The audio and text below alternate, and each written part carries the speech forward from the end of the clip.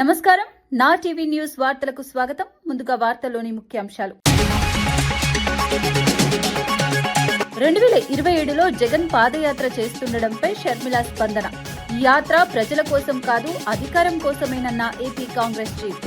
జగన్లో స్వార్థం తగ్గి ప్రజలకు సేవ చేసే గుణం పెరగాలని హితవు. అప్పటి వరకు దేవుడు కరుణించడని వ్యాఖ్యలు. ఫోన్ ట్యాపింగ్ కేసులో కేసీఆర్ కు సిట్ నోటీసులు రాజకీయ కక్ష సాధింపు చర్యనని హరీష్ రావు ఆగ్రహం. సింగరేణి కుంభకోణం నుంచి దృష్టి మరల్చేందుకే ప్రభుత్వం కుట్ర అని విమర్శలు. ప్రభుత్వ వేధింపులకు భయపడం, ప్రజలే కాంగ్రెస్ కు బుద్ధి చెప్తారని హెచ్చరిక. వరదల బాధ మరిచేందుకు లడ్డూ వివాదం తెరపైకి తెచ్చారన్న రోజా. విజయవాడ వరదలపై విఫలమై లడ్డూ రాజకీయాలు ఆడుతున్నారని వ్యాఖ్య. వరద బాధితులను వదిలి లడ్డూపై తప్పుడు ప్రచారం చేశారన్న రోజా. హిందూ ధర్మాన్ని అవమానిస్తూ లడ్డూ నాటకాలు ఆడిందని వెల్లడి. మేడారం జాతరకు శాశ్వత అభివృద్ధి పనులు పూర్తి చేశామన్న అట్లూరి. 9 నెలల్లో మేడారం మౌలిక వసతులన్నీ పూర్తి చేశామని వ్యాఖ్య. సమ్మక్క సారలమ్మ జాతరకు జాతీయ హోదా ఇవ్వాలని డిమాండ్. మేడారం అభివృద్ధికి కేంద్రం ప్రత్యేక నిధులు ఇవ్వాలని వ్యాఖ్య. విశాఖ భూములను సూట్ కేస్ కంపెనీలకు కట్టబెడుతున్నారన్న వైసీపీ. గీతం యూనివర్సిటీకి 55 ఎకరాలు అప్పగింపు వెనుక కుట్ర జరుగుతోందని ఆరోపణ. అభివృద్ధి పేరుతో విశాఖలో భూదోపిడీ జరిగిందన్న గుడివాడ అమర్నాథ్. చంద్రబాబు కుటుంబ ప్రయోజనాలకే ప్రభుత్వ భూములు దానం చేశారని వ్యాఖ్య. కూటమి ప్రభుత్వం అధికారంలోకి వచ్చినప్పటి నుంచి విశాఖలో విలువైన ప్రభుత్వ భూములను పెట్టుబడుల పేరుతో ప్రైవేటు సంస్థలకు కట్టబెడుతోందని వైఎస్ఆర్సీపీ నేత గుడివాడ అమర్నాథ్ ఆరోపించారు. తాజాగా గీతం యూనివర్సిటీకి 55 ఎకరాల భూమిని అప్పగించేందుకు ప్రభుత్వం సిద్దమవడం వెనుక సీఎం చంద్రబాబు కుటుంబ ప్రయోజనాలే ఉన్నాయని విమర్శించారు. సూట్ కేస్ కంపెనీలకు భూములు దారాదత్తం చేస్తూ ప్రజాస్వామ్య విలువలను కాలరాస్తున్నారని మండిపడ్డారు. విశాఖ నగర అభివృద్ధి పేరుతో భూదోపిడీ జరుగుతోందని, దీనిపై ప్రశ్నించేవారే లేరని ధీమాతో ప్రభుత్వం ముందుకు సాగుతోందన్నారు. ఈ నిర్ణయాన్ని తీవ్రంగా వ్యతిరేకిస్తూ రానున్న జీవీఎంసీ కౌన్సిల్ సమావేశంలో వైసీపీ కార్పొరేటర్లు గట్టిగా ప్రతిఘటన చేపడతారని స్పష్టం చేశారు. అదే 70 ఎకరాలు ఈ రోజు ప్రభుత్వ భూమిగా ఉండుంటే 7,000 కోట్ల రూపాయలు విలువైనటువంటి సంపద ఈ ప్రభుత్వానికి ఉండేది. అప్పుడు ఒక 70 ఎకరాలు, ఇప్పుడు ఒక 55 ఎకరాలు. మొత్తం కలిపి ఈ సంస్థ కేవలం చంద్రబాబు నాయుడు గారి తాలూకా నేతృత్వంలో వారి అధికారంలో ఉండగా దాదాపు 12,500 కోట్ల రూపాయలు ప్రభుత్వ ఆస్తిని కబ్జా చేసిందనేటువంటి విషయాన్ని ఈ సందర్భంగా ప్రజలకు తెలియజేస్తా ఉన్నాం. పక్కనే మీరు చూడండి, ప్రభుత్వ ఆస్తి ఆ రోజు జగన్మోహన్ రెడ్డి గారు ముఖ్యమంత్రిగా టూరిజం డిపార్ట్మెంట్ కి సంబంధించినటువంటి ప్రభుత్వ భవనాలు కేవలం 250 కోట్ల రూపాయలు పెట్టి ఈ రాష్ట్రంలో ఎక్కడా లేని విధంగా ఒక గొప్ప నిర్మాణాలు ఇక్కడ చేస్తే దీని మీద ఇదే స్థానంలో నించొని ఇదే ముఖ్యమంత్రి, ఇదే ఉప ముఖ్యమంత్రి, ఇదే ముఖ్యమంత్రి కొడుకు మన మీద ఆరోపణలు చేశారు. అది ప్రభుత్వ ఆస్తి, జగన్మోహన్ రెడ్డి గారి ఆస్తి కాదు, వైఎస్ఆర్ కాంగ్రెస్ పార్టీ ప్రభుత్వ ఆస్తి కాదు. ఈ రోజు దీని ఎదురుగా కేవలం రోడ్డు మాత్రమే మధ్యలో ఉంది. ఇక్కడ ఉన్నటువంటి గ్రౌండ్ ప్రభుత్వానికి, ఈ పక్కన ఉన్నటువంటి కాంపౌండ్ ప్రభుత్వ భూమి, ఆ వెనక ఉన్నటువంటి 50 ఎకరాల ప్రభుత్వ భూమి. ఈ రోజు ఇక్కడే 5,000 కోట్ల రూపాయల ప్రభుత్వ భూమిని కాజేస్తా ఉంటే ఈ రోజు ప్రభుత్వం మమ్మల్ని ఎవరు అడగడానికి లేదు, మమ్మల్ని ఎవరు ప్రశ్నించడానికి లేదు, మమ్మల్ని ఎవరు అడిగినా సరే నేను సమాధానం చెప్పాల్సినటువంటి పని లేదు అనేటువంటి రీతిలో ఈ రోజు వ్యవహరిస్తా ఉంది. తప్పకుండా ఈ పోరాటాన్ని ఎంత వరకైనా తీసుకుని వెళ్తాం. ఒకవేళ కాకనే కాదు అని చెప్పి రేపు ఎలా చేసినా రేపు వైఎస్ఆర్ కాంగ్రెస్ పార్టీ ప్రభుత్వం వచ్చిన తర్వాత తిరిగి తీసుకునేటువంటి బాధ్యత వైఎస్ఆర్ కాంగ్రెస్ పార్టీ తీసుకుంటదనేటువంటి విషయాన్ని కూడా ఈ సందర్భంగా తెలియజేస్తా ఉన్నాం.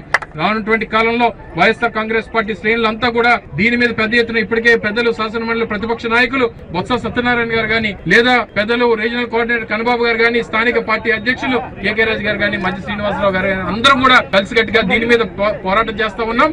రేపు కార్యక్రమంతో పాటు రేపు జరుగుతున్నటువంటి పరిణామాలు బట్టి రానున్నటువంటి కాలంలో కూడా పెద్ద ఎత్తున దీని మీద కార్యాచరణ తీసుకుని ఒక్క గీతం సంస్థకే కాదు, రానున్నటువంటి కాలంలో ఏ సంస్థకి, ఏ ప్రైవేట్ సంస్థకి, ఏ రియల్ ఎస్టేట్ సంస్థకి వారికి కావాల్సినటువంటి ఏ సంస్థకి ఇచ్చుకున్నా సరే దాన్ని అడ్డుకునేటువంటి. కేసీఆర్ కు సిట్ నోటీసులు ఇవ్వడాన్ని మాజీ మంత్రి హరీష్ రావు తీవ్రంగా ఖండించారు. ఇది న్యాయపరమైన చర్య కాదని, పూర్తిగా రాజకీయ కక్షతో చేసిన చర్యగా అభివర్ణించారు. కేసీఆర్ లాంటి నాయకుడికి నోటీసులు ఇవ్వటం సూర్యుడిపై ఉమ్మేసినట్లేనని వ్యాఖ్యానించారు. ప్రభుత్వ వైఫల్యాలను ప్రశ్నించినందుకే ప్రతీకారంగా నోటీసులు పంపుతున్నారని ఆరోపించారు. ఎన్ని నోటీసులు ఇచ్చినా బీఆర్ఎస్ వెనక్కి తగ్గదని, చట్టపరంగా రాజకీయంగా పోరాడుతూనే ఉంటామని స్పష్టం చేశారు. ప్రజా సమస్యలపై మాట్లాడితే వేధింపులకు గురిచేయటం ప్రజాస్వామ్యానికి ప్రమాదకరమని అన్నారు. కాంగ్రెస్ ప్రభుత్వం భయపడి ఈ తరహా చర్యలకు పాల్పడుతోందని, చివరకు ప్రజలే తగిన బుద్ధి చెబుతారని హరీష్ రావు హెచ్చరించారు. నేను అసెంబ్లీలో కొట్లాడుతున్నా, రోజు మాట్లాడుతున్నాం, ఇక గట్టిగా అడుగుతున్నామని తాపకొక నోటీసులు పంపుతున్నారు, ప్రేమలేఖలు పంపుతున్నారు. ఇంకా ఇలా కేసీఆర్ కి పంపిరట, మీ ముఖానికి కేసీఆర్ కి పంపే తెలియని. తెలంగాణ తెచ్చినోడు కేసీఆర్, తెలంగాణను పచ్చబడగొట్టినోడు కేసీఆర్, ప్రజల బతుకుల్లో కొత్త వెలుపురిచ్చినోడు కేసీఆర్. నువ్వు ఏం చేసినావు నాయన? ఏదైనా కేసీఆర్ కు నోటీస్ ఇచ్చుడంటే సూర్యుని మీద ఉమ్మేసినట్టే కదా. కేసీఆర్ లాంటి మనిషి దొరుకుతాడా? ఇవాళ గంట పెద్ద మనిషిని పట్టుకొని నీకు ఏ శాత కాక, రైతు బంధు ఏ శాత కాక, బోనస్ ఎగ్గొట్టి రుణమాఫీ చేయక, ఇవన్నీ మేము అడుగుతున్నామని మాకు నోటీసులు పంపుడు ఎన్ని పంపుతావో పంపు, తప్పకుండా ఇంకా గట్టి కొట్లాడతాం, బరాబర్ తెలంగాణ కోసం కొట్లాడతాం. వైఎస్ షర్మిల చేసిన వ్యాఖ్యలు ఏపీ రాజకీయాల్లో చర్చనీయాంశంగా మారాయి. జగన్ కు అధికారం సూట్ కాలేదని, మరోసారి అధికారంలోకి రావాలంటే ఆయనలో మార్పు రావాల్సిందేనని వ్యాఖ్యానించారు. స్వార్థాన్ని తగ్గించుకుని ప్రజల పట్ల మంచితనం పెంచుకుంటే దేవుడే అవకాశం ఇస్తాడేమోనని సూచించారు. అధికారం అంటే బాధ్యత అని, ప్రజల నమ్మకాన్ని గెలుచుకోవటమే అస్సలు రాజకీయ నాయకుడి లక్ష్యమని అన్నారు. గత పాలనలో ప్రజల్లో ఏర్పడిన అసంతృప్తిని గుర్తించి జగన్ ఆత్మపరిశీలన చేసుకోవాల్సిన అవసరం ఉందన్నారు. ఈ వ్యాఖ్యలు వైసీపీ శ్రేణుల్లో భిన్నాభిప్రాయాలకు దారితీయగా రాజకీయ వర్గాల్లో విస్తృత చర్చకు కారణమయ్యాయి. అంటే ఒక మనిషి నిజమైన నైజం తెలియాలంటే ఆయనకు అధికారం ఇచ్చి చూడండి అని అన్నాడు. మనం చూసాం, పవర్ సూట్ అవ్వలేదు జగన్మోహన్ రెడ్డి గారికి. Power did not suit him. Jaganmohan Reddy గారి నేచర్ మారాలి, జగన్మోహన్ రెడ్డి గారి నైజం మారాలి. జగన్మోహన్ రెడ్డి గారిలో మార్పు వస్తే, జగన్మోహన్ రెడ్డి గారిలో స్వార్థం తగ్గి మంచితనం పెరిగితే మేబీ దేవుడిస్తాడేమో. కానీ అంతవరకు దేవుడు ఆశీర్వదించడు, ప్రజలు ఆశీర్వదించరు. ఇక మేం చేస్తున్న యాత్ర ఎప్పుడో ఎలక్షన్లకు ముందు జగన్మోహన్ రెడ్డి గారు మేడారం మహాజాతర సందర్భంగా ఉప ముఖ్యమంత్రి మల్లు బట్టి విక్రమార్క, ఎమ్మెల్సీ మహేష్ కుమార్ గౌడ్ దంపతులు వనదేవతలను దర్శించుకున్నారు. మంత్రులు సీతక్క, పొంగులేటి శ్రీనివాసరెడ్డి, అడ్లూరి లక్ష్మణ్లతో కలిసి అమ్మవార్లకు నిలువెత్తు బంగారం మొక్కులు సమర్పించారు. తెలంగాణ రాష్ట్రం సుఖ సంతోషాలతో అభివృద్ది చెందాలని వారు ప్రార్థించినట్లు తెలిపారు. మేడారం జాతర దేశవ్యాప్తంగా భక్తులను ఆకర్షిస్తున్న మహా ఉత్సవమని పేర్కొన్నారు. గిరిజన సాంప్రదాయాలకు ప్రతీకగా నిలిచిన ఈ జాతరకు ప్రభుత్వం పూర్తిస్థాయి మద్దతు అందిస్తోందన్నారు. భక్తులకు ఎలాంటి ఇబ్బందులు కలగకుండా అన్ని ఏర్పాట్లు చేసిన అధికారులను అభినందించారు.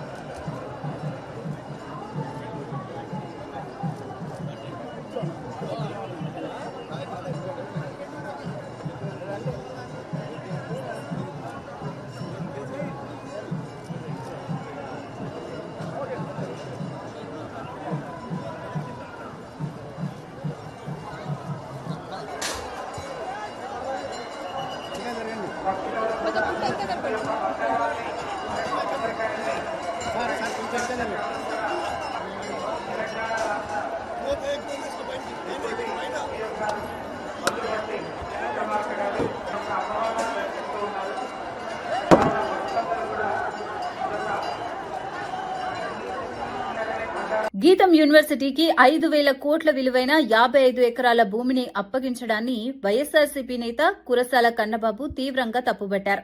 పేద విద్యార్థుల నుంచి లక్షల ఫీజులు వసూలు చేస్తున్న సంస్థకు ఇంత భారీ భూమి కేటాయించడం అన్యాయమన్నారు. గత వైసీపీ ప్రభుత్వ హయాంలో ఈ భూములపై ఫెన్సింగ్ వేసి రక్షణ కల్పించగా ఇప్పుడు చంద్రబాబు ప్రభుత్వం భూదోపిడీకి సహకరిస్తోందని ఆరోపించారు. మహాత్మా గాంధీ పేరు పెట్టి భూముల కబ్జాకు ప్రయత్నించడం సిగ్గుచేటని మండిపడ్డారు. విశాఖ ఎంపీగా ఉండి ఆంధ్ర యూనివర్సిటీని అవమానించే వ్యాఖ్యలు చేసిన వారికి ఇలాంటి లబ్ధి కల్పించడం తగదని పేర్కొన్నారు. అడుగుతున్నాం, ప్రజల్ని తప్పుదారి పట్టించి అబద్దాలని ప్రచారం చేసి ఎన్నికల ముందు ల్యాండ్ టైటిలింగ్ యాక్ట్ తీసుకొచ్చాడు జగన్ గారు, తీసుకొస్తే భూములు లాగేసుకుంటారని తప్పుడు ప్రచారం చేసి ఇప్పుడు ఏ టైటిలింగ్ యాక్ట్ తీసుకొచ్చారని మీరు ప్రభుత్వ భూములన్నింటినీ కూడా మీ సొంత కుటుంబానికి లాక్కుంటున్నారని వైఎస్ఆర్ పార్టీ ప్రశ్నిస్తోంది. కేవలం మీ స్వార్థం కోసం మీకున్న మీడియా బలంతో తప్పుడు ప్రచారం చేసి వేల కోట్ల రూపాయలని దోచుకునే కార్యక్రమం చేస్తా ఉన్నారు. మళ్ళీ ఆ ఎంపీ గారు భరత్ గారు చెప్తాడు, మొన్న ఏదో ఆంధ్ర యూనివర్సిటీ ప్రోగ్రామ్ కి వెళ్లి ఇవన్నీ పేదలు చదువుకునేవి, మా దగ్గర డబ్బున్నవాడు మాత్రమే చదువుకోగలుగుతాడు అంటాడు. అంటే మీరు ప్రభుత్వ భూములు కబ్జా చేసి మీరు లక్షల కోట్లు సంపాదించే కార్యక్రమం చేస్తూ కనీసం ఒక్క పేదవాడికైనా మీరు ఉచితంగా సీట్ ఇచ్చారా? ఇవ్వాల్సిన బాధ్యత మీకు లేదా అని అడుగుతున్నాం. నిన్న మొన్న గీతం చర్చ వచ్చినప్పుడు చాలా మంది పెద్దలు చెప్తున్నారు 5,000 రూపాయలు తక్కువైతే కూడా అక్కడి నుంచి యూనివర్సిటీ నుంచి బయటికి పంపించే కార్యక్రమం చేస్తారు వీళ్ళని. ఇంత దుర్మార్గంగా ఒక విద్యా సంస్థ నడుపుతూ దానికోసం కబ్జాలు పెడుతూ కబ్జా చేస్తే తప్పేంటి, ఆ భూమి మా చేతిలో ఉందంటారు. అంటే ఎవరి చేతిలో ఉన్న భూమి వాడికి చెందుతుందా అని అడుగుతున్నాం. గతంలో దున్నేవాడిదే భూమి అన్నారు, ఇప్పుడు చంద్రబాబు రాజ్యంలో కబ్జా చేసిన వాడిదే భూమి అని ఏమన్నా చట్టం తీసుకొస్తే దాన్ని చెప్పమని చెప్పి అడుగుతున్నాం. రేపు కౌన్సిల్లోను ఆ తర్వాత అవసరమైతే పార్లమెంట్ వరకు కూడా ఈ చంద్రబాబు కుటుంబం భూ కబ్జాల వ్యవహారాన్ని గట్టిగా నిలదీసే కార్యక్రమాన్ని వైఎస్ఆర్ పార్టీ తీసుకుంది. మా నాయకుడు జగన్మోహన్ రెడ్డి గారు ప్రభుత్వ భూముల్ని కాపాడే కార్యక్రమం ఆ రోజు ముఖ్యమంత్రిగా చేస్తే ఈ రోజు అధికారంలోకి వచ్చినప్పటి నుంచి పప్పు బెల్లాలాగా మీరు భూములు పంచే కార్యక్రమం చేస్తా ఉన్నారు. దీన్ని ఖచ్చితంగా వైఎస్ఆర్ పార్టీ అడ్డుకుంటుందని చెప్తూ చంద్రబాబు నాయుడు ముఖ్యమంత్రి అయిన ప్రతిసారి తమ కుటుంబాన్ని లక్ష్యంగా చేసుకుని అక్రమ కేసులు పెట్టడం పరిపాటిగా మారిందని వైసీపీ నేత తీవ్ర విమర్శలు చేశారు. తాను జైలుకు వెళ్లడం మాత్రమే కాకుండా పెద్ద కుమారుడిపై 10 కేసులు, చిన్న కుమారుడిపై కూడా కేసులు పెట్టారని వాపోయారు. రాజకీయ కక్షతోనే ఇలా వ్యవహరిస్తున్నారని విమర్శించారు. అధికారాన్ని ఉపయోగించి ప్రత్యర్థులను భయపెట్టే ప్రయత్నమే తప్ప పాలనలో ప్రజలకు ఉపయోగపడే నిర్ణయాలు లేవని అన్నారు. కుటుంబ సభ్యులను సైతం వదలకుండా వేధింపులకు గురి చేస్తున్నారని ఆవేదన వ్యక్తం చేశారు. చంద్రబాబు పాలనలో చట్టం ప్రతిపక్షాలకు మాత్రమే వర్తిస్తుందా అని ప్రశ్నించారు. ప్రజాస్వామ్యంలో ఇలాంటి కక్ష సాధింపు రాజకీయాలకు చోటు ఉండకూడదని, ప్రజలే తగిన సమయంలో సమాధానం చెబుతారని హెచ్చరించారు. చంద్రబాబు ముఖ్యమంత్రి అయినప్పుడల్లా అరెస్టులు కావడం సహజం. అనేక నెలలు అప్పుడు జైల్లో పెట్టారు, అనేక జైళ్లు తిప్పారు. ఇప్పుడు ఒకేసారి 230 రోజులు జైల్లో పెట్టారు, 8 నెలల పాటు జైల్లో పెట్టారు. మరలా ముఖ్యమంత్రి అయ్యారు చంద్రబాబు గారు, మరలా ముఖ్యమంత్రి అయ్యారు కాబట్టి మరలా జైల్లో పెట్టారు. మరలా జైలుకి పంపి కక్ష సాధింపు చర్యలు పాల్గొంటున్నాడు. సరే ఈసారి ఏం చేస్తున్నారు? నా ఒక్కరితో వదిలారంటే నా ఒక్కరితో వదల్లా. ఈసారి జగనన్న మా లీడర్ జగనన్న నా కొడుకుని చంద్రబాబు సొంత ఊరికి మా పార్టీ తరఫున ఎమ్మెల్యే అభ్యర్థిగా పెట్టాడు. నా కొడుకు ఎమ్మెల్యే అభ్యర్థిగా పోటీ చేశాడు కాబట్టి వాడి మీద ఇప్పటికి 10 కేసులు పెట్టారు, వాడిని వేధిస్తున్నారు. సరే వాడితో వదిలారంటే జగనన్న మా రెండో కొడుకు హర్షిత్ రెడ్డి అని ఉంటాడు. ఇది స్టూడెంట్ లీడర్గా అతన్ని జగనన్న అపాయింట్ చేసి పార్టీ తరఫున విద్యార్థి నాయకుడిగా రాష్ట్ర వర్కింగ్ ప్రెసిడెంట్గా పెట్టారు. వాడు రాష్ట్ర వర్కింగ్ ప్రెసిడెంట్గా విద్యార్థి నాయకుడు అయ్యాడని ఇప్పుడు వాడి మీద కూడా కేసులు పెట్టారు, వాడిని అరెస్ట్ చేస్తామంటున్నారు. అసలు నాకు అర్థం కాని ఏంటంటే చంద్రబాబు నాయుడు గారు పుట్టినటువంటి ఊరిలో నేను పుట్టడం తప్ప, చంద్రబాబు నాయుడు పుట్టినటువంటి గ్రామంలో నేను పుట్టడంతో నాకేంటి సంబంధం? తెలంగాణతో పాటు ఇతర రాష్ట్రాల నుంచి లక్షలాది మంది భక్తులు మేడారం సమ్మక్క సారలమ్మ జాతరకు తరలివస్తున్నారని మంత్రి పొంగులేటి శ్రీనివాసరెడ్డి తెలిపారు. భక్తులకు ఎలాంటి ఇబ్బందులు కలగకుండా మౌలిక సదుపాయాలన్నింటినీ ముందుగానే సిద్ధం చేశామని చెప్పారు. తాగునీరు, వైద్య సదుపాయాలు, భద్రత, రవాణా వంటి అంశాలపై అధికారులు నిరంతరం పర్యవేక్షణ చేస్తున్నారని పేర్కొన్నారు. ఇప్పటి వరకు ఎలాంటి అవాంఛనీయ ఘటనలు జరగలేదని, జాతర ప్రశాంతంగా కొనసాగుతోందన్నారు. ప్రభుత్వం, మంత్రులు, ఉన్నతాధికారులు సమన్వయంతో పనిచేస్తూ భక్తులకు సేవలు అందిస్తున్నారని తెలిపారు. ఈ మహాజాతర గిరిజనుల ఆత్మగౌరవానికి ప్రతీకగా నిలుస్తోందని, దేశవ్యాప్తంగా మేడారం జాతరపై ఆసక్తి పెరుగుతోందని మంత్రి వ్యాఖ్యానించారు. ఇప్పుడే అధికారుల్ని ప్రెస్ మీట్కి రావడానికి ముందు అడిగాను. నిన్న సుమారు 25 నుంచి 28 లక్షల మంది పైచీలకు వచ్చారని, ఈరోజు ఇప్పటికే సుమారు 30 లక్షలు దాటిందని అధికారులు అంచనా వేస్తున్నారు. ఇది మరింత ఈరోజు రాత్రికి సమ్మక్క గద్దె మీదకి ఈరోజు సాయంత్రం ఇచ్చేస్తున్నారు. వారు వచ్చిన తర్వాత భక్తుల పోటు మరింత పెరుగుద్ది. అది at a time more than 1 crore public ఈ మేడారానికి ఒక్క తెలంగాణ రాష్ట్రంలోని గిరిజనులు గిరిజనేతరులే కాకుండా పరిసర రాష్ట్రాల నుంచి కూడా భక్తులు వస్తున్నారనేది సమాచారం ఉంది. దానికి తగ్గ అన్ని ఏర్పాట్లు రాష్ట్ర ప్రభుత్వ పక్షాన సహచర మంత్రులు అందరం దగ్గరుండి అది పర్యవేక్షిస్తున్నాం. తప్పకుండా భక్తులకు ఎక్కడా అసౌకర్యం కలగకుండా ఉండే విధంగా ఎవరైనా ఒకళ్ళు ఇద్దరు సోషల్ మీడియాలో దుష్ప్రచారాలు ఏవైనా చేసినా ఆ దుష్ప్రచారాలు ఏవి కూడా నమ్మాల్సిన పని లేదు. బీఆర్ఎస్ ఎమ్మెల్యే పాడి కౌశిక్ రెడ్డిని పోలీసులు అదుపులోకి తీసుకునే ప్రయత్నం చేయడంతో పరిస్థితి ఉద్రిక్తంగా మారింది. పోలీసులు అడ్డుకోవడంపై ఎమ్మెల్యే తీవ్ర అభ్యంతరం వ్యక్తం చేస్తూ వాగ్వాదానికి దిగారు. తనను ఎలా అడ్డుకుంటారని ప్రశ్నిస్తూ పోలీసులతో ఘర్షణకు దిగినట్లు సమాచారం. పరిస్థితిని అదుపులోకి తీసుకునేందుకు పోలీసులు అప్రమత్తమయ్యారు. అనంతరం ఎమ్మెల్యే కౌశిక్ రెడ్డిని కరీంనగర్కు తరలించారు. ఈ ఘటన జాతర ప్రాంతంలో కొంతసేపు ఉద్రిక్తతకు కారణమైంది. భక్తులకు ఇబ్బందులు కలగకుండా పోలీసులు భద్రతను మరింత కట్టుదిట్టం చేశారు. ఘటనపై రాజకీయ వర్గాల్లో చర్చలు మొదలయ్యాయి.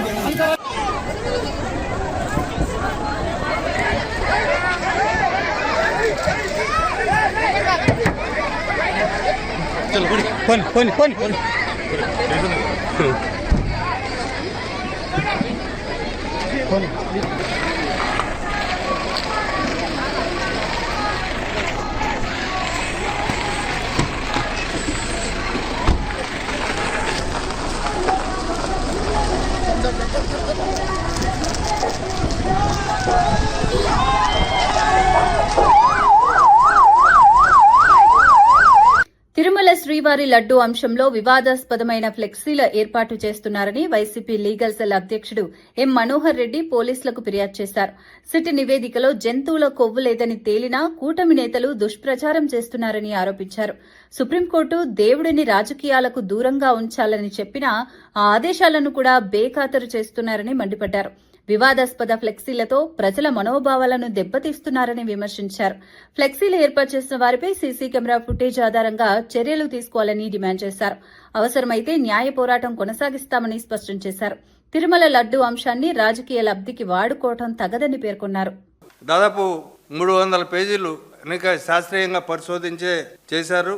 వాళ్ళు చేసిన తప్పుడు ప్రచారానికి పశ్చాత్తాపడి హిందువుల మనోభావాలను గౌరవించాల్సింది పోయి ఎదురుదాడికి దిగడం అనేది చాలా సిగ్గుచేటైన విషయం. గత ప్రభుత్వం పైన జగన్ గారి పైన ఇలాంటి విష ప్రచారం చేయడాన్ని మేము తీవ్రంగా ఖండిస్తున్నాం. ఇప్పుడు వీళ్ళు మరీ బరిదేగించినారు. సుప్రీంకోర్టు చెప్పినప్పటికీ ఎవరు దీని గురించి మాట్లాడొద్దండి అని చెప్పినప్పటికీ ఛార్జ్ షీట్ లో లేని అంశాలను బయట పబ్లిక్ గా నిస్సిగ్గుగా పోస్టర్లు వేసి వైఎస్ఆర్సీపీ నాయకత్వాన్ని బలహీనపరచాలని చూస్తున్నారు. ఇది ఖచ్చితంగా చట్టాన్ని ఉల్లంఘించడమే. ఈ పోస్టర్లు ఎవరెవరు వేశారో, ఎక్కడ తయారు చేశారో, ఆ సీసీటీవీ ఫుటేజ్లు ఇవన్నీ కూడా మా దగ్గర ఉన్నాయి. దీనికి సంబంధించి మేము పోలీస్ స్టేషన్లో కంప్లైంట్లు ఇస్తాం. ఒకవేళ పోలీసులు ఆ కంప్లైంట్లు స్వీకరించి రిజిస్టర్ చేయకపోతే మేము హైకోర్టును కూడా ఆశ్రయిస్తాం. మళ్ళీ చెప్తున్నాం, మేము ఇంత దిగజారి ఫ్లెక్సీలు ఏర్పాటు చేసి జగన్ గారిని నిందిస్తున్న వారెవరిని వదిలిపెట్టం. చట్టపరంగా కఠినమైన చర్యలు తీసుకునేదానికి వైఎస్ఆర్సీపీ లీగల్ సెల్గా వైఎస్ఆర్ కాంగ్రెస్ పార్టీగా మేము చిట్టయి సుప్రీంకోర్టు వరకు కావాలంటే అవసరమైతే మేము న్యాయ పోరాటం చేస్తామని తెలియజేస్తున్నాం. ఇలాంటి దుష్ప్రచారాలు ఇప్పటికైనా మానుకొని పరిపాలన పైన వాళ్ళు దృష్టి పెట్టి వాళ్ళు దేశవ్యాప్తంగా ప్రపంచవ్యాప్తంగా ఉన్న హిందువులకు వాళ్ళ మనోభావాలు దెబ్బతీసినందుకు క్షమాపణలు చెప్పాల్సిందిగా తెలుగుదేశాన్ని ఈ సందర్భంగా కోరుతున్నాం. ఈ ఏడాది మేడారం మహాజాతరకు భక్తుల రద్దీ గతంతో పోలిస్తే విపరీతంగా పెరిగిందని మంత్రి సీతక్క తెలిపారు. గత 40 రోజులుగా భక్తులు పెద్ద సంఖ్యలో తరలి వస్తున్నారని చెప్పారు. వచ్చిన భక్తులకు ఎలాంటి అసౌకర్యం కలగకుండా అన్ని ఏర్పాట్లు చేశామని వెల్లడించారు. ఈ మహాజాతర కోసం భారీగా నిధులు కేటాయించి అభివృద్ది పనులు చేపట్టిన ముఖ్యమంత్రి రేవంత్ రెడ్డికి కృతజ్ఞతలు తెలిపారు. రహదారులు, తాగునీరు, పారిశుద్ధ్యం, భద్రత వంటి అంశాలపై ప్రత్యేక దృష్టి పెట్టామని చెప్పారు. మేడారం జాతర తెలంగాణ గర్వకారణమని, దేశవ్యాప్తంగా గుర్తింపు తెచ్చుకుంటోందన్నారు. భక్తుల సహకారంతో జాతరను విజయవంతంగా నిర్వహిస్తున్నామని మంత్రి పేర్కొన్నారు. మరి మొదలుపెట్టిన నాటి నుంచి మాకు కూడా ఖచ్చితంగా కంప్లీట్ చేస్తామన్నటువంటి ధైర్యం, వారి అనుభవం, మాకు ఇచ్చిన సపోర్ట్ తోటి సీనన్న గారితో ఈరోజు ఇంత అద్భుతంగా మనము తీర్చిదిద్దుకోవడానికి వారి శ్రమను మరి ఆ తల్లులు సంపూర్ణంగా గుర్తించి వాళ్ళకు జరిగే పట్టాభిషేకం, వాళ్ళకు జరిగే వైభవానికి మరి ఒక సైనికుడిలా ఇక్కడ పనిచేసినందుకు మరి సీనన్న గారికి, ఎంటైర్ మా ఆదివాసీ కమ్యూనిటీ కానీ, సమ్మక్క సారలమ్మ భక్తులు అందరూ కూడా మరి కృతజ్ఞతలు తెలుపుతా ఉన్నాం. ముఖ్యమంత్రి గారికి కూడా రుణపడి ఉంటాము. ఎందుకంటే వారు 2010 నుంచి ఈ జాతరకు వస్తున్నాడు. నాకు తెలిసి మేమిద్దరం 2009లో ఎమ్మెల్యేలమైనాం. 10 నుంచి జాతర మొదలైంది. ప్రతి జాతరలో రావడం మొదలైంది.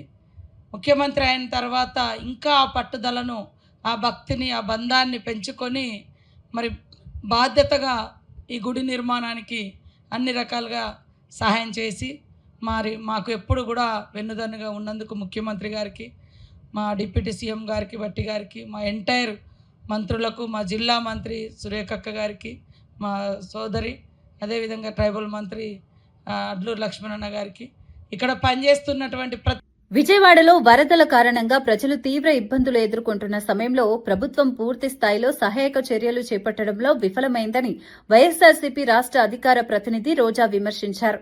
తినడానికి తిండి లేక నివాసాలు కోల్పోయి ప్రజలు అల్లాడుతున్న వేళ ఆ దృష్టిని మళ్లించేందుకే తిరుమల లడ్డు కల్తీ అనే తప్పుడు ప్రచారాన్ని చంద్రబాబు, పవన్ కళ్యాణ్ ప్రారంభించారని ఆరోపించారు. సాక్షాత్తు వెంకటేశ్వర స్వామి లడ్డూపైనే అనవసర ఆరోపణలు చేయటం హిందూ ధర్మాన్ని అవమానించడమేనని ఆమె మండిపడ్డారు. హిందూ ధర్మ పరిరక్షకుడిగా చెప్పుకునే ప్రధాని మోడీ ఈ అంశంపై స్పందించాలని, ఇటువంటి నేతలను కూటమి నుంచి తొలగించాలని డిమాండ్ చేశారు. వరద బాధితులకు న్యాయం చేయకుండా రాజకీయ నాటకాలు ఆడటం దుర్మార్గమని రోజా వ్యాఖ్యానించారు. చచ్చిపోండి అని చెప్పి వదిలేశారు. వీళ్ల చేతగానితనానికి, ప్రజల మీద వీళ్ళకి చిత్తశుద్ధి లేకపోవటం వల్ల, వీళ్ళు సరైన సమయంలో స్పందించకపోవటం వల్ల విజయవాడ మునిగిపోయి ప్రజలు అల్లల్లాడిపోతే వాళ్ళని కాపాడాల్సిన బాధ్యత పక్కన పెట్టి ఈ డైవర్ట్ పాలిటిక్స్ తీసుకొచ్చి సాక్షాత్తు కలియుగ దైవమైన వెంకటేశ్వర స్వామి మీదే బురద చల్లే ప్రయత్నం చంద్రబాబు నాయుడు చేశాడు. అంటే ఈయనని ఏమనాలో ఒకసారి ఆలోచించండి. మళ్ళీ ఈ జిల్లాలో పుట్టాడు, చిత్తూరు జిల్లాలో పుట్టి, రాయలసీమలో పుట్టి, ఈ ప్రాంతం వల్ల 4 సార్లు ముఖ్యమంత్రి అయిన చంద్రబాబు నాయుడు ఈరోజు అధికార మదంతో, అధికార అహంకారంతో ఈయన మాట్లాడుతూ ప్యాకేజీలు ఇచ్చి పవన్ కళ్యాణ్ తో కూడా మాట్లాడిచ్చారు. అంటే ఇలాంటి వాళ్ళు ఇంకా అవసరమా అని అడుగుతున్నాను. మోడీ గారు, హిందూ ధర్మాన్ని పరిరక్షించే మీరు ఇలాంటి దేవుణ్ణి కూడా కించపరిచే వ్యక్తుల్ని మీ కూటమిలో పెట్టుకుంటే మీ మీదే ప్రజలకు అనుమానం వచ్చే అవకాశం ఉంటుంది. ముందు కూటమిలోంచి వీళ్ళని మెడబట్టి బయటకు గంటండి, తర్వాత వీళ్ళ మీద కేసులు పెట్టి కోర్టులో వీళ్ళని దోషులుగా నిలబెట్టండి. వీళ్ళు చేసిన తప్పుకి పనిష్మెంట్ ఇవ్వండి అని కూడా మనస్ఫూర్తిగా కోరుకుంటున్నా. ఎందుకంటే తండ్రి లాంటి సాక్షాత్తు మామగారైన ఎన్టీఆర్ గారినే తన పదవి కోసం శ్రీలోలుడిగా చిత్రీకరించి ఆయన చావుకు కారణమైన చంద్రబాబు నాయుడికి రాజకీయం కోసం దేవుడినైనా మోసం చేయగలడనేది మరోసారి ప్రూవ్ చేసుకున్నాడు.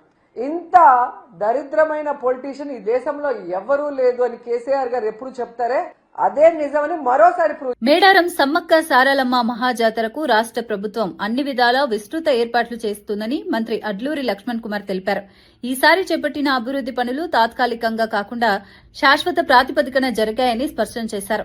అమ్మవార్ల గద్దెల నిర్మాణం నుంచి మేడారం పరిసర ప్రాంతాల మౌలిక సదుపాయాల వరకు కేవలం 9 నెలల్లో పూర్తి చేయడం ప్రభుత్వ కట్టుబాటుకు నిదర్శనమన్నారు. లక్షలాది మంది భక్తులు వచ్చే ఈ మహాజాతరకు జాతీయ హోదా కల్పిస్తే మరింత అభివృద్ది సాధ్యమవుతుందని తెలిపారు. అందుకే కేంద్ర ప్రభుత్వం సరిపడా నిధులు విడుదల చేయాలని విజ్ఞప్తి చేస్తున్నట్లు చెప్పారు. గిరిజనుల ఆరాధ్య దైవంగా సమ్మక్క సారలమ్మ జాతరకు ఉన్న ప్రాధాన్యతను గుర్తించి దేశవ్యాప్తంగా గుర్తింపు తీసుకురావడమే లక్ష్యమని మంత్రి పేర్కొన్నారు.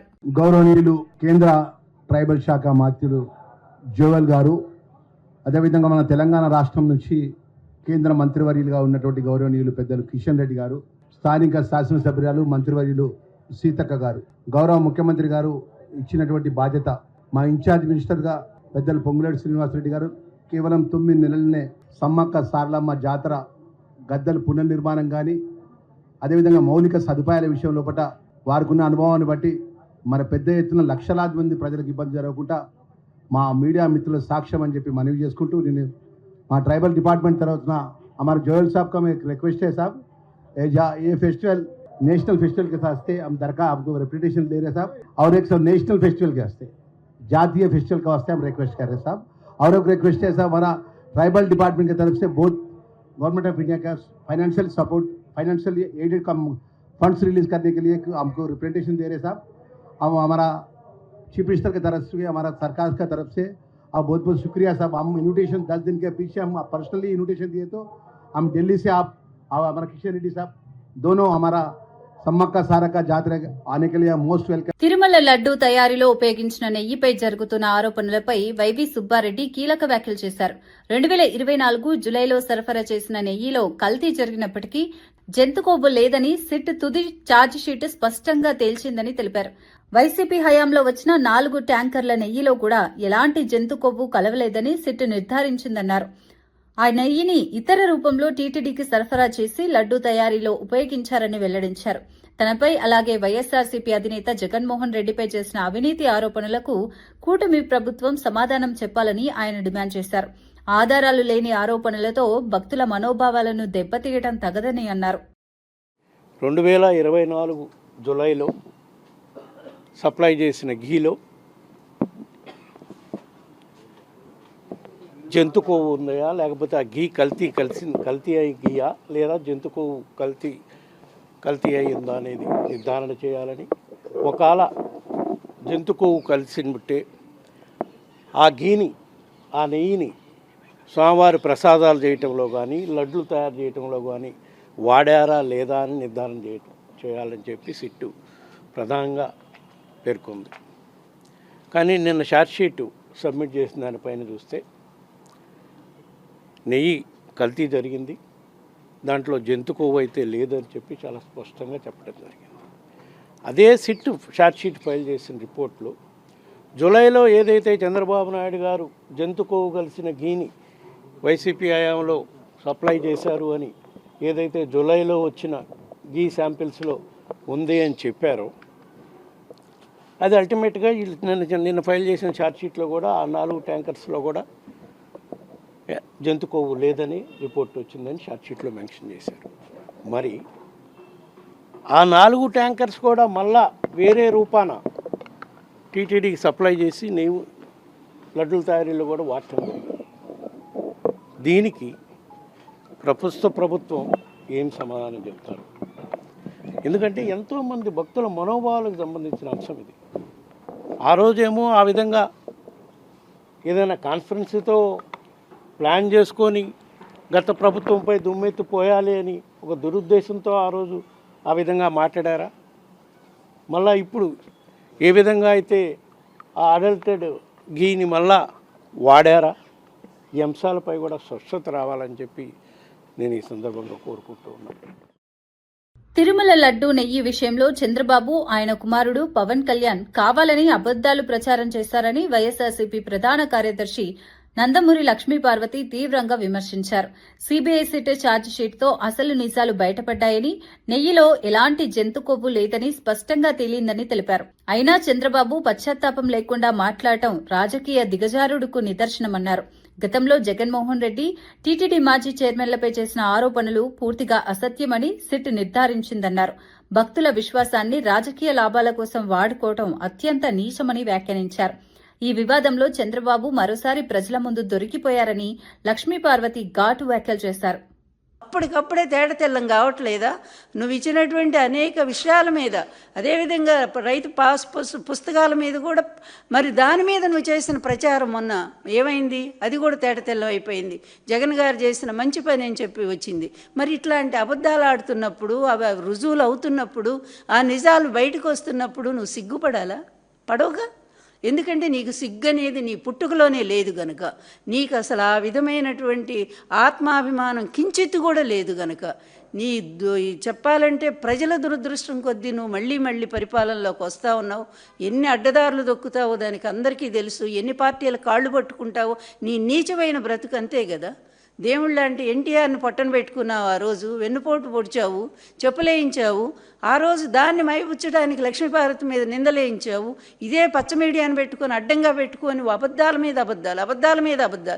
ఇప్పటికీ అదే అబద్ధాలు లక్ష్మీపార్వతి మీద చేస్తున్నావు. తర్వాత నీ కొడుకు లాంటి జగన్మోహన్ రెడ్డి అద్భుతమైన పరిపాలన చేస్తే ఆయన మీద ఇక మొదలు పెట్టావు. జైలు పంపించావు, మరి 16 నెలలు జైల్లో పెట్టావు. అయినా కూడా రాజశేఖర్ బిడ్డ గనక, ధైర్యవంతుడు గనక నిలబడి నీ కుట్రలు కుయుక్తులన్నీ ఎదుర్కొని వచ్చి స్వయంగా ఎవరి సాయం లేకుండానే అతను ముఖ్యమంత్రి కాగలిగాడు, ఈ రాష్ట్రానికి ఎన్నుకోబడ్డాడు. మొన్న జరిగిన ఎలక్షన్ మళ్ళీ జగన్ గెలుస్తాడని చెప్పి ఈవీఎంల ద్వారా మోసం చేసి ఎలక్షన్ కమిషన్ గుప్పిట్లో పెట్టుకొని మళ్ళా మొన్న గెలిచి వచ్చి ఇది ఒక గెలిపేనంసి. ఇంత హీనమైన బ్రతుకు ఎవ్వరూ కూడా ఈ చరిత్రలో ఇంతవరకు కూడా మేము చూడలేదు. నిజంగా చంద్రబాబు ఛీ, నిజంగా ఛీ, ఇట్లా తిట్టాలనిపిస్తోంది. ఏ పదాలు, ఎందుకంటే నాకు పరుష పదాలు రావు గనక ఇక ఈ భాష చీ అనే పదం కంటే కూడా ఇంకా హీనమైన పదం ఇంకొకటి ఉంటుందని నేను అనుకోను. వార్తలు ముగించే ముందు ముఖ్యాంశాలు మరోసారి. 2027లో జగన్ పాదయాత్ర చేస్తుండడంపై షర్మిల స్పందన. ఈ యాత్ర ప్రజల కోసం కాదు, అధికారం కోసమేనన్న ఏపీ కాంగ్రెస్ చీఫ్. జగన్లో స్వార్థం తగ్గి ప్రజలకు సేవ చేసే గుణం పెరగాలని హితవు. అప్పటి వరకు దేవుడు కరుణించడని వ్యాఖ్యలు. ఫోన్ ట్యాపింగ్ కేసులో కేసీఆర్ కు సిట్ నోటీసులు రాజకీయ కక్ష సాధింపు చర్యనని హరీష్ రావు ఆగ్రహం. సింగరేణి కుంభకోణం నుంచి దృష్టి మరల్చేందుకే ప్రభుత్వం కుట్ర అని విమర్శలు. ప్రభుత్వ వేధింపులకు భయపడం, ప్రజలే కాంగ్రెస్ కు బుద్ధి చెప్తారని హెచ్చరిక. వరదల బాధ మరిచేందుకు లడ్డూ వివాదం తెరపైకి తెచ్చారన్న రోజా. విజయవాడ వరదలపై విఫలమై లడ్డూ రాజకీయాలు ఆడుతున్నారని వ్యాఖ్య. వరద బాధితులను వదిలి లడ్డూపై తప్పుడు ప్రచారం చేశారన్న రోజా. హిందూ ధర్మాన్ని అవమానిస్తూ లడ్డూ నాటకాలు ఆడిందని వెల్లడి. మేడారం జాతరకు శాశ్వత అభివృద్ధి పనులు పూర్తి చేశామన్న అట్లూరి. 9 నెలల్లో మేడారం మౌలిక వసతులన్నీ పూర్తి చేశామని వ్యాఖ్య. సమ్మక్క సారలమ్మ జాతరకు జాతీయ హోదా ఇవ్వాలని డిమాండ్. మేడారం అభివృద్ధికి కేంద్రం ప్రత్యేక నిధులు ఇవ్వాలని వ్యాఖ్య. విశాఖ భూములను సూట్ కేస్ కంపెనీలకు కట్టబెడుతున్నారన్న వైసీపీ. గీతం యూనివర్సిటీకి 55 ఎకరాలు అప్పగింపు వెనుక కుట్ర జరుగుతోందని ఆరోపణ. అభివృద్ధి పేరుతో విశాఖలో భూదోపిడీ జరిగిందన్న గుడివాడ అమర్నాథ్. చంద్రబాబు కుటుంబ ప్రయోజనాలకే ప్రభుత్వ భూములు దానం చేశారని వ్యాఖ్య. ఇవి నాటి వార్తా విశేషాలు. మరో బులెటిన్లో మళ్ళీ కలుద్దాం. నమస్కారం.